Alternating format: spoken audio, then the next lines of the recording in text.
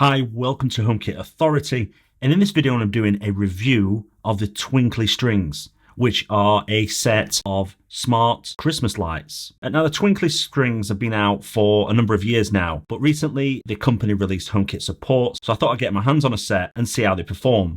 So in this video I'm going to take you through the design, how easy they were to set up, also how they work with the Twinkly app, HomeKit, and my impressions, whether worth buying. And before we get started, this channel is dedicated to everything HomeKit. So if you are new around here, then check out the rest of the channel. There is plenty of videos on news, reviews, and tutorials about everything HomeKit. And if you like what you see, then it'd be greatly appreciated if you could subscribe.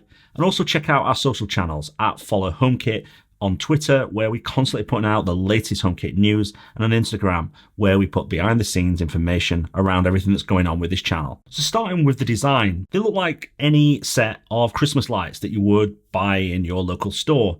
However, these are smart Christmas lights, and what that means is they work with an app and have got various different settings and controls in order to create special effects with the lights. Now, this particular set is a 600 LED set, and they do sell ranging from 100 right through to 600. There is two bunches, each have 300 lights on each one on this particular set. LEDs can produce 16 million colors, and they're spaced roughly about 3 inches apart on the string. Now, you also get the controller, which is the control unit which you use to pair the device, and you also can turn them on and off using this. You also have a power brick which connects using this connection point. These are also IP44 rated, which means you can use them outside, and you also can use them in wet weather, in snow, so they're good for all year round usage. Now, I found the build quality pretty good with these, but it's what you would expect. These are a £200 pair of smart lights, so they're not on the cheap side when you can consider that you possibly could pick up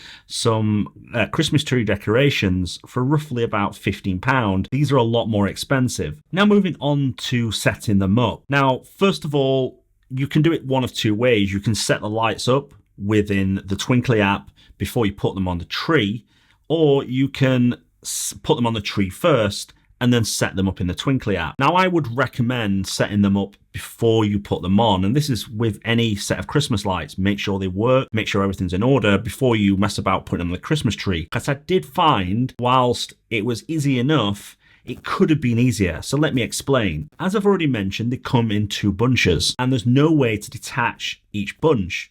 So when you put in the first bunch on, which I would recommend putting the first bunch on either all at the top or all at the bottom, and then the second bunch in the opposite way, you have to also carry around the second bunch plus a controller. Would have been great if Twinkly had actually allowed these two bunches to be disconnected and then reconnect them once you got them on. So putting them on, other than the having to carry both bunches around as you're putting them on, was just like putting on any set of Christmas lights. It's fairly easy to do, and once you've got them on, then you're all ready to go. Now, setting them up within the Twinkly app involves pressing the button on the control unit and then pairing the device. Now, it pairs via Bluetooth first, then it'll ask you to enter your Wi-Fi settings, and once you've done all of that, they're set up and they're ready to go. Now, in order to map the lights and make sure the lighting effects work well, you also need to do some light mapping. Now, you can do this through a very simple way or an advanced way which does a 3D map. Now, if you put them on a Christmas tree, you would have to use the 3D mapping, but I actually use a simple way and the lights work okay. I did try the 3D mapping process and I didn't seem to get any better results. So the simple, less advanced way would work for most people. Now, HomeKit setup is a little bit different to what you would normally experience if you're an experienced HomeKit user and you've got devices already. Normally you would scan the code. Now in this case, first of all, you have to make sure you're running the latest firmware. So you have to run a firmware update if you've not already got that. Then you go to the HomeKit settings and click activate. Once it's activated, you can then save the code. You can then add them. It doesn't ask you to scan the code as with other devices.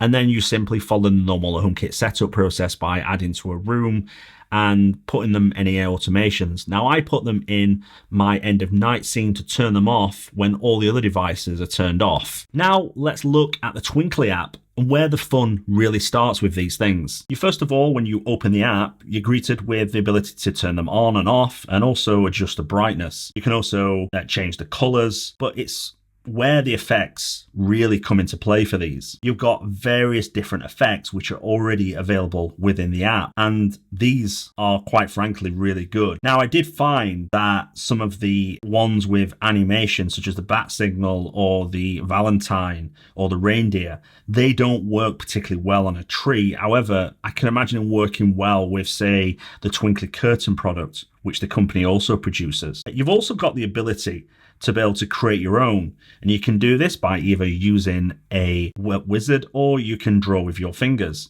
And you simply just add the different color effects and different colors. You also can download ones from the Twinkly store. Now, at the moment, all of these are free. I can imagine in the future they might start to charge for these, but I can't see them doing that. And as I've already said, some of these don't work necessarily on a Christmas tree with the Twinkly strings. Now, I found some of the colors really good, and I really like some of the animations, particularly the snow animation and also some of the glow and other animation. Now, this really adds to these Christmas tree lights. Now, as well as being able to create effects, you can also create playlist of effects, and you can create these effects with up to 10, with ranging from 1 through to 10 minutes. Now, and in order to do that, you just simply add the effects and then change whatever you want to do. Now, it's worth noting that if you are using a playlist and you've created a playlist and you've actually put some effort into this, if you go apply a normal effect, it will warn you that it will delete your playlist, which I do find a bit confusing why it would do that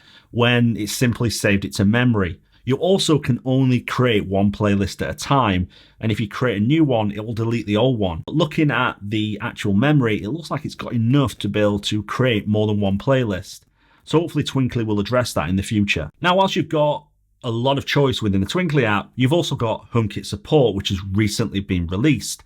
As I've already mentioned, you can use them within the Home app. Now, using them within the Home app is like any other set of smart light. You've got the option to be able to either turn them on and off using a tile, or if you long press on the tile, you've got the option to control the brightness or change the colors. Now, you can also include them in some of your automations, and I've got it in my turn off all my light, and you can create different automations with them. Now, one of the things I have noticed, unfortunately, the scenes are not included and ported across to the Home app. Now, you can do this within HomeKit because Nanoleaf do this with their scenes that they create in the Nanoleaf app, so it's certainly possible. So I actually found using them with HomeKit, other than using them in the automation to turn them off at night, I controlled them in the Twinkly app. So it's great they've included HomeKit support in the Home app, but they should have taken it one step further and actually included some of the animations that are created within the Twinkly app and allowed them to be sent across to the Home app. It would have made them a lot more useful within HomeKit. So to wrap up this review and give you my honest opinion, are the Twinkly strings any good? I think as smart Christmas lights, they work really well.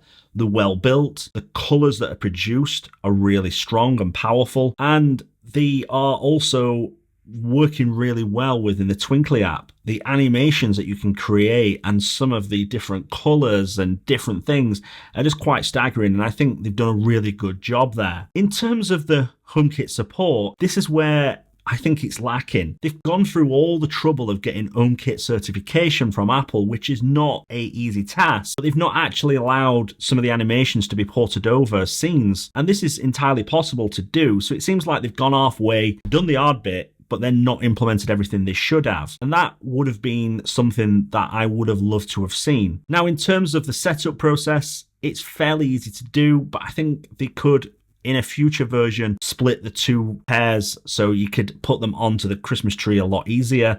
That would be a welcome improvement. And I think overall, the build quality, as I've already said, is really good. Now it comes down to the question, are they worth the money? Now, these were £200 for 600 LED lights to go on my Christmas tree. And I want to be very clear on what I'm about to say now. This is just a personal opinion. I don't think for me, they're worth the money.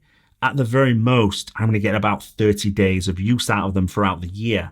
Now, other people might use them throughout the year for different things. I'm not going to use them for anything else other than Christmas. So once they're finished with and packed away, that's it until around December time next year when I'll put them back on again. Worth the money is all down to perspective and someone's personal choice.